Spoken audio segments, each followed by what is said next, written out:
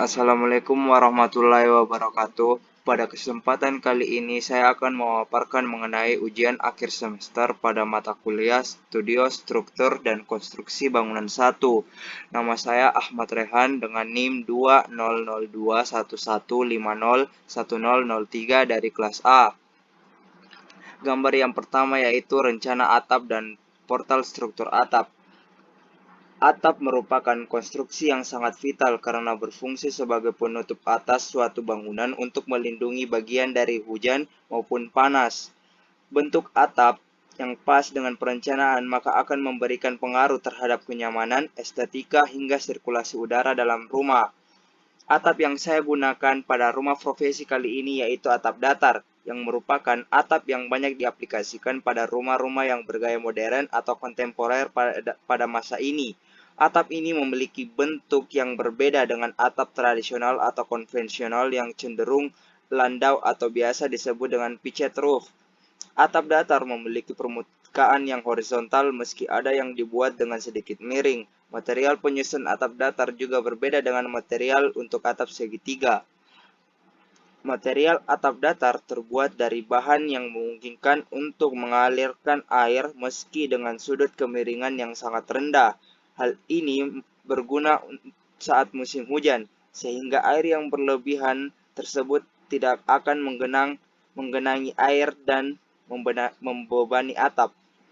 Atap datar bisa bertahan 10 hingga 20 tahun dan bisa bertahan lebih lama jika dirawat dan diinstal dengan tepat. Meski kini atap datar menjadi primadona pada konstruksi bangunan-bangunan modern, namun ada beberapa kelemahan dari jenis atap ini, misalnya masalah genangan air dan kecenderungan untuk lebih mudah dibandingkan atap biasa.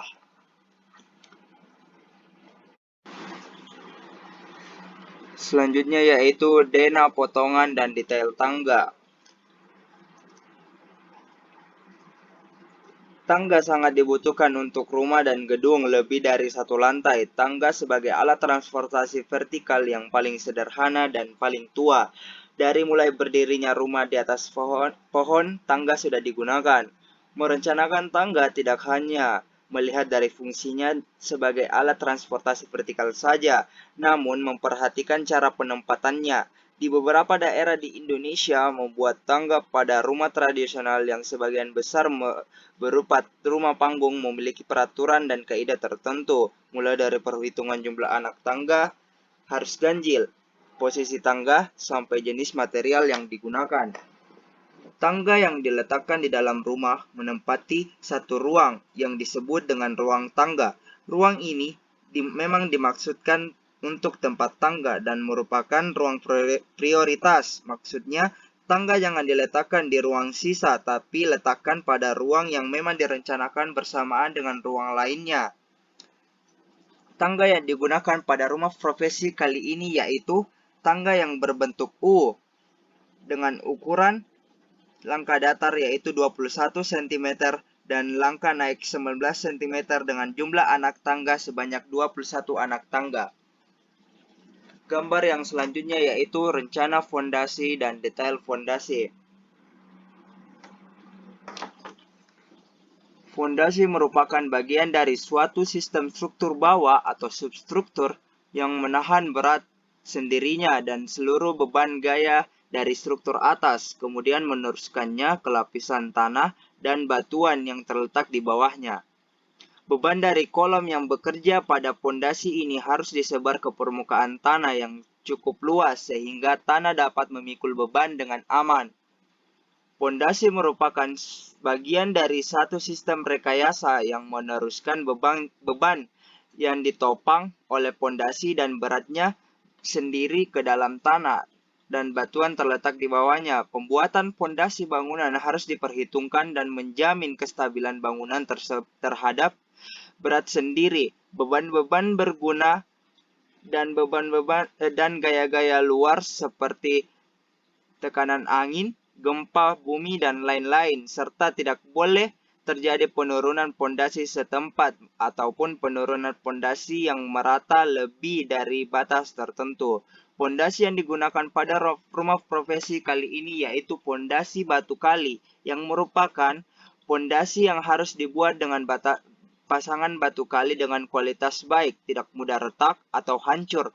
Adukan yang dipakai minimal 1 bagian semen dan 6 bagian pasir atau 1:6, dan harus mempunyai kekuatan tekan pada umur 28 hari minimal 30 kg cm kubik, dan menggunakan pondasi plat yang merupakan pondasi yang menopang beban struktural, maka disyaratkan terbuat dari konstruksi beton bertulang dengan mutu minimal K175. Pondasi telapak digunakan untuk mendukung beban titik individual seperti kolom struktural. Pondasi ini dapat dibuat dalam bentuk melingkar persegi. Jenis pondasi ini terdiri dari lapisan beton bertulang dengan ketebalan yang seragam, tetapi pondasi plat ini juga dapat dibuat dalam berbentuk bertingkat jika pondasi ini digunakan untuk menyebar dari kolom berat. Gambar yang selanjutnya yaitu rencana slope.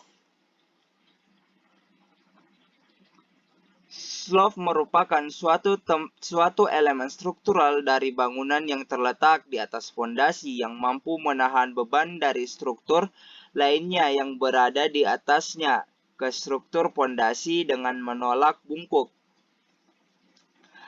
Rangka bangunan yang terdiri dari kolom balok slope dan balok kring semuanya terbuat dari beton bertulang yang saling berhubungan sehingga membentuk konstruksi ruang ini yang nantinya mampu menahan goyangan gempa sehingga kerusakan bangunan akibat gempa dapat diminimalisir. Untuk rumah lantai 2 atau rumah profesi kali ini, ukuran dimensi slope menggunakan 20 x 30 cm dengan besi tulangan beton utama 6 diameter 12 mm, begel diameter 8 sampai 10 cm.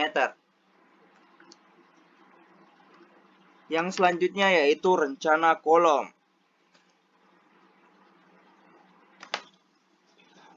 Konstruksi kolom termasuk salah satu komponen paling vital dalam bangunan gedung bertingkat. Oleh karena berkaitan dengan kekuatan sebuah bangunan, maka konstruksi ini juga berhubungan erat dengan fondasi. Hampir semua gedung-gedung besar bertingkat menggunakan struktur beton bertulang. Dalam rancangan beton bertulang terdapat sejumlah komponen yang harus dihitung secara cermat supaya lebih stabil untuk menahan beban. Kolom merupakan batang tekan yang tegak di mana fungsinya untuk menopang balok-balok induk serta balok anak lantai. Juga dudukan rangka atap. Beban-beban dari bagian rangka ke bawah secara keseluruhan akan diteruskan melalui kolom ini menuju pondasi.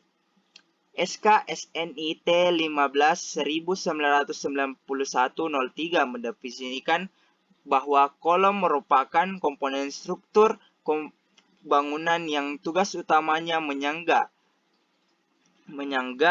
beban aksial tekan vertikal dengan bagian tinggi yang tidak ditopang paling tidak 3 kali dimensi literal terkecil.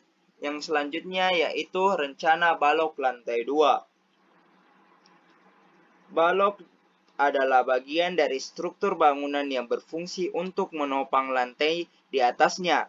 Bangunan rumah tinggal lantai 2 atau rumah profesi pada kali ini yaitu menggunakan dimensi balok yang dengan lebarnya 15 cm, tinggi 25 cm. Akan tetapi dimensi balok tergantung dari jarak kolom. Contohnya, jarak kolom 300 cm, maka tinggi balok yaitu 300 dibagi 12 sama dengan 25 cm, sedangkan lebarnya yaitu 25 dibagi 2 sama dengan 12,5 cm. Karena lebar minimal 15 cm, maka diambil lebar yaitu 15 cm. Jadi dimensi balok dipakai yaitu tinggi 25 cm dengan lebar 15 cm.